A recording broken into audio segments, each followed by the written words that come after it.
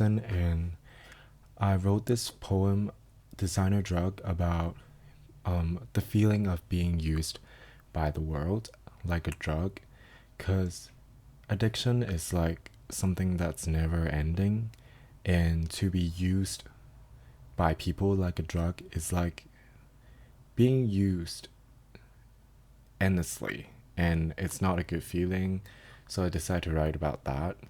So here's the poem, which is kind of sad, but it's just how I felt when I was dealing with a lot of stuff um, personally. So let's start. I was made for your mind, even though you weren't made for mine. I did buy you some time to feel happy before you die. My dosage for you was always too much, but it was never enough. Not long after, I was unloved. You became sober, and you watched me suffer. I can hear your laughter. When the headlights are off in a slow car crash, when I reach out to touch and the room is black, when there's no one around but I see your face, when the night is the right time to slit my wrist. My eyes start to eat cigarette smoke. I gotta leave this poisonous home.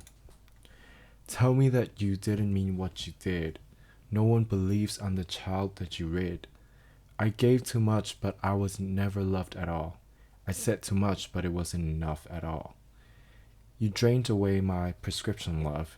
You wasted away your designer drug.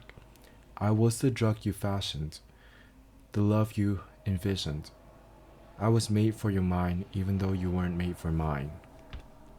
So basically, the first part here is about how I was perfectly made for someone. So then, which means they really need me. And then I did get them happiness because I keep helping them, but they kept wanting more, so the dosage is not enough. And then when they not no longer needed me, they throw me away, like kind of like something you do with pills, like you no longer need them, so you put them away in a drawer, and they became happy, right? So they're laughing, yeah. And then they're laughing in the darkest times in my life. So my eyes start to eat cigarette smokes. Basically, the imagery of me like bawling my eyes out is basically what that means.